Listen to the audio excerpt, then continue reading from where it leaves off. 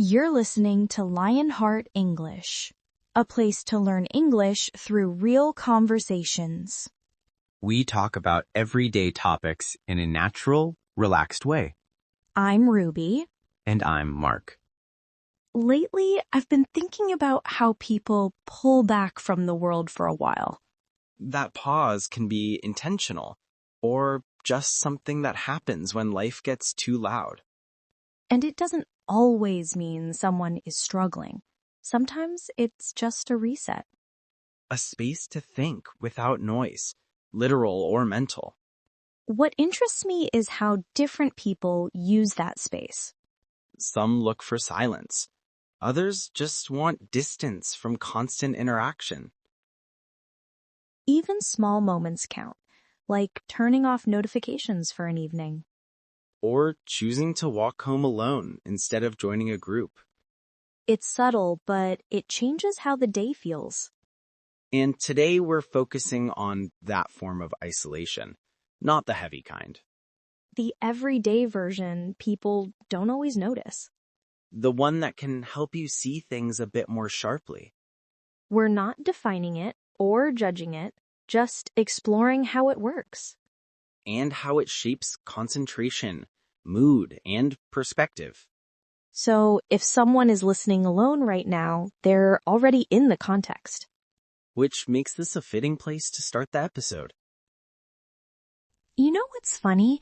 Mental isolation starts way before physical isolation. Yeah, like when you're in a meeting and your brain quietly leaves the room. Exactly. And no one notices, except maybe when I forget my turn to speak. Happens to me all the time. My mind just taps out for a quick break. It's like the brain saying, hold on, I need a moment. And honestly, that moment can feel better than a whole afternoon off. True. Even 2 minutes can reset everything. Especially when you're overloaded with notifications. Or people talking at the same time. My mind just hits mute. Yeah, like an internal button. Silence mode. Activated. And the funny part, I can be surrounded by people and still feel that mental distance. Same. I'll be nodding like I'm following, but my brain is recharging. It's not rude. It's survival. Absolutely. Humans need a mental buffer sometimes. And that buffer helps you think more clearly afterwards. Sometimes I step away just to figure out why something annoyed me. Or to remember what I actually want to do next. Without that tiny pause, everything feels tangled. With it, things start making sense again. It's like cleaning your desk but inside your head. Except without the part where you pretend you'll stay organized. Yeah, that part never works. Anyway, that small mental space, it changes the whole day. And you don't need candles or a cabin in the woods. Just a pause. A quiet moment. Or a loud place where you mentally disappear for a bit. As long as the brain gets space to breathe. That's the whole idea. I've noticed there's a big difference between social isolation and productive isolation. Oh, yeah, Ruby. One is don't talk to me, and the other is I'm busy pretending to work. That second one is my specialty. Same. I open my laptop and suddenly feel like a genius. Until I remember I'm just checking emails. But still, Mark, that focused space feels different from pulling away socially. Totally. Productive isolation is like putting yourself in a bubble to get things done. While social isolation is more like taking a step back from people. And they're not always connected. Right. I can isolate to finish a task and still be social 5 minutes later. Meanwhile, I can be social all day and then disappear for the rest of the evening. That one you do a lot. I know, Ruby. It's not personal. My brain just needs some silence. And productive isolation can actually feel good. Yeah, like when you finally get into the zone. Or when you finish something that's been haunting you for a week. That feeling should be bottled and sold. I'd buy it in bulk. The catch is that productive isolation sometimes turns into social isolation without noticing. Like when you say, I'll work for an hour, and suddenly the whole day disappears. And people think you vanished? You basically did. True, but the intention matters. Exactly, Mark. One comes from wanting to focus, The other comes from needing space from interactions, and mixing them up can confuse people around you. especially when they expect instant replies. Or when they think silence means something is wrong. While it actually means, I'm just trying to finish my to-do list. Or I need a quiet hour before my brain melts. Both valid. The key is recognizing which one you're choosing. And not blaming yourself for needing either. They're both normal parts of a busy life. And both can help as long as you know why you're doing them. I think, Mark, everyone hits a point where isolation stops being helpful. Yeah, Ruby, like when I need 5 minutes becomes I live here now.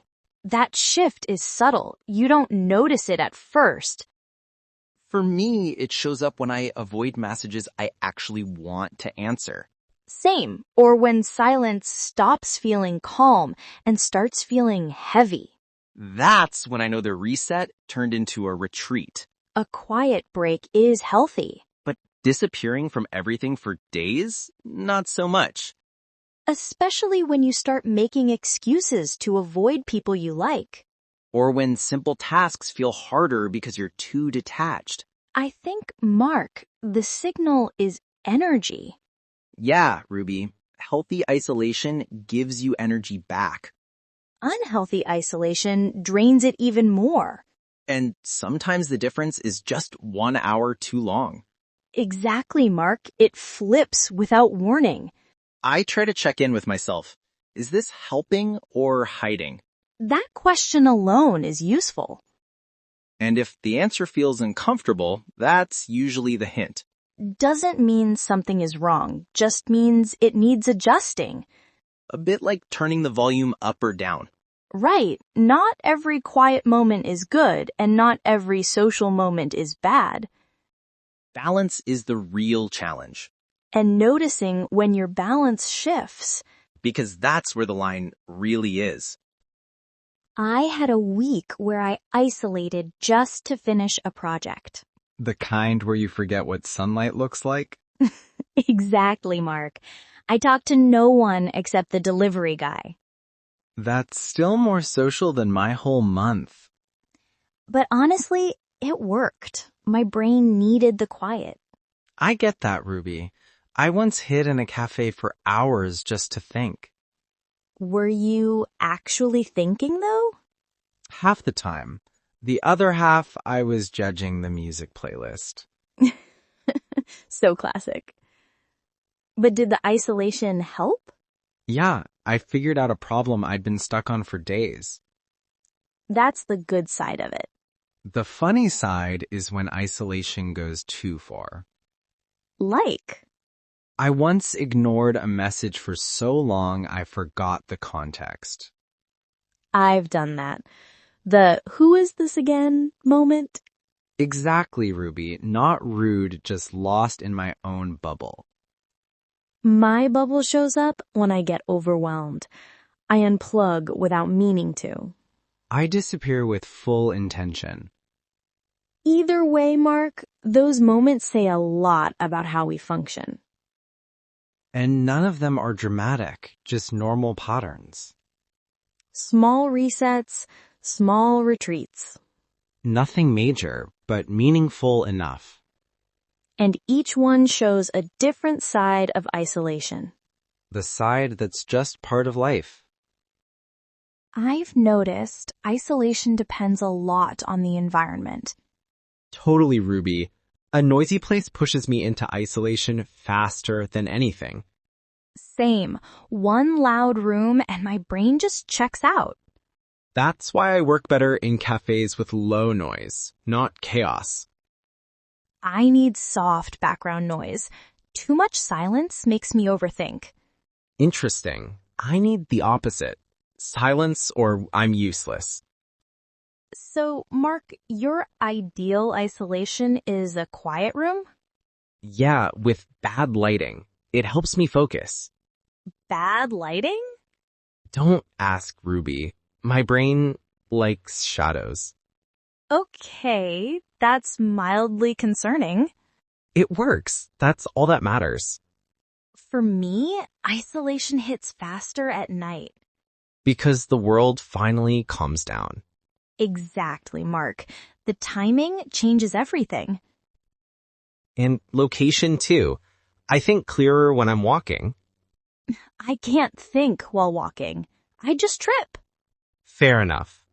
But it shows how isolation isn't just emotional. It's shaped by sound, space, time, even light. And those tiny factors change the whole experience. Which is why everyone isolates differently. I think, Mark, modern work makes isolation way easier. Yeah, Ruby. Remote work basically turned everyone into part-time ghosts. You can be online and still not talk to anyone all day. Perfect for introverts. Terrifying for managers. And messages replaced actual conversations. Which means I can stare at a text for 10 minutes before replying. Or mark it as unread and pretend you didn't see it. That's a core skill in modern work. The funny thing is, isolation at work sometimes helps productivity. And sometimes kills it completely. Like when you isolate to focus but end up scrolling instead. That's not isolation, Ruby. That's digital wandering. True, Mark, but both happen on the same chair. In the same pajamas. Don't expose yourself like that. I'm just describing the average worker. Anyway, Mark, the structure of work now, flexible hours, remote teams, Makes isolation feel normal, even expected. and it's easy to forget to interact when everything is asynchronous. Unless someone forces a video meeting. Then everyone suddenly pretends their room is clean. That's the real stress test. But it shows how work shapes how much we isolate. Not good or bad by itself, just part of the system. I've noticed people use different words for isolation without realizing it. Yeah, Ruby, like when someone says, I need a minute, but they mean, leave me alone. Or I'm recharging. That's basically a polite exit, My favorite is, I'm offline today. which usually means don't expect answers. Language softens the idea of isolation. And makes it sound less dramatic. Like saying space instead of distance. Or quiet time instead of I'm overwhelmed. Those tiny phrases show how people manage boundaries. And they reveal intention without spelling it out. Even tone matters. Oh, absolutely. I'll talk later has 10 meanings. From I'm busy to I'm done with humanity today. The context makes it clear. And listeners pick up on it more than they think. Which is why isolation shows up in language before behavior. A hint, a phrase, a tone, then the silence. I feel like we covered a lot about isolation without making it heavy. Yeah, Ruby. Mental space, work habits, boundaries, all the fun stuff. And it all comes back to how people manage their own quiet moments. Whether it's for focus, balance, or just to break from noise. What matters is noticing how it affects you. And adjusting before it goes too far in either direction. So here's something for anyone listening. A simple question. When do you feel isolation helps you the most? And when does it start to hold you back? That's where we'll wrap things up for today. Thanks for spending part of your quiet time with us. Whether you're walking, working, or hiding from notifications, We appreciate that you chose to listen. take the question with you. Think about it in your own way. And we'll be here next time. Same calm energy. Until then, enjoy whatever kind of silence you need.